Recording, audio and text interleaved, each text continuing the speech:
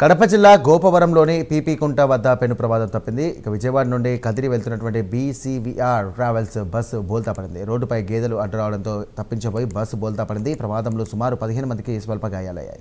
క్షతగాత్రులను బద్వేల్ ప్రభుత్వ ఆసుపత్రికి తరలించారు. విజయవాడ నుంచి కదిరికి ట్రావెల్స్ వస్తానేమా అక్కడికి ఆవులు సడన్గా వచ్చేసింది. బ్రేక్ కొట్టాక వర్షం పడింది ఆల్రెడీ. దానికి బండి సీట్ అయ్యి పల్టీ కొట్టేసి 15 మంది. ఎవరికి ఏం కదా, నేను డ్రైవర్. ఏమైనా తెలియదు పనుకుంటాము. చూస్తే తిరగబడింది. నేను విజయవాడ నుంచి కదిరికి నైట్ అక్కడ 8:15 ఉంటుంది. 2:30 మా 2-3 మధ్యలో ఉంటుంది నైట్. తెల్లారుజాము అక్కడ కాలు ఇచ్చేసాను. మిగతా వాళ్ళకి ఏం దెబ్బలు? ఎవరికేమో.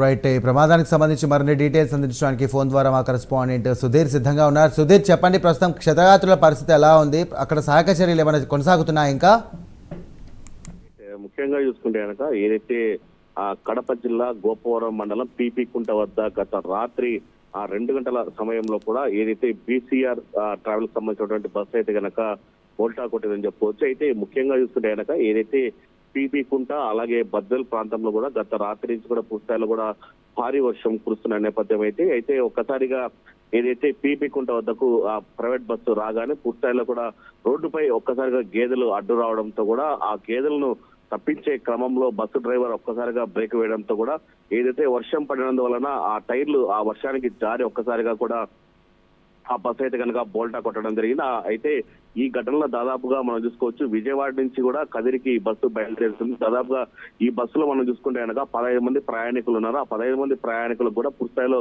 స్వల్ప గాయాలు కూడా కావడం జరిగింది. అయితే అక్కడ బస్సు రాత్రి పడిపోవడంతో కూడా కొంతమంది స్థానికులు 108కు సమాచారం ఏమంటే 108 అక్కడ చేరుకొని ఎవరైతే స్వల్పంగా గాయపడిన ప్రయాణికులు ఉన్నారో వాళ్ళందరినీ కూడా ఏదైతే బద్వేల్ ప్రభుత్వ ఆసుపత్రికి కూడా తరలించడం జరిగింది. వాళ్ళందరికీ కూడా అక్కడైతే కనుక చికిత్స అందించడం జరిగింది. అయితే తెల్లవారుజామున బస్సు సంఘటన జరగడంతో కూడా అక్కడికి ఉన్నటువంటి డాక్టర్లు కూడా అప్రమత్తయ్యి ఏదైతే చిన్న దెబ్బలు తగిలే వాళ్ళందరికీ కూడా చికిత్స చేయడం జరిగింది. అయితే ఒక ముగ్గురికి పూర్తిస్థాయిలో తీవ్ర గాయాలు కావడంతో వాళ్ళందరినీ కూడా ఏదైతే నెల్లూరు గవర్నమెంట్ హాస్పిటల్ కూడా వాళ్ళందరినీ తరలించడం జరిగిందని చెప్పుకోవచ్చు. ముఖ్యంగా ఈ ఘటనలో పెద్ద ప్రమాదమే తప్పిందని చెప్పుకోవచ్చు. అయితే ఈ ఘటనకు సంబంధించి గోపవరం పోలీసులు సంఘటనా స్థలానికి చేరుకోవడం జరిగింది. అయితే ఈ ఘటన ఎలా జరిగింది ఏంటనే దానిపైన కూడా పోలీసులు విచారిస్తున్నారని చెప్పుకోవచ్చు. ఏది ఎట్టకేలకు చూసుకుంటే కనుక గత అర్ధరాత్రి జరిగిన ప్రమాదంలో ఎటువంటి ప్రాణాపాయ స్థితి జరగలేదని చెప్పుకోవచ్చు. కేవలం ఒక 15 మందికి స్వల్ప గాయాలు, మరో ముగ్గురికి దాదాపు తీవ్ర గాయాలు మాత్రమే జరిగిన ఘటన అయితే జరిగిందని చెప్పుకోవచ్చు. అవి రైట్, థ్యాంక్ యూ సుధీర్.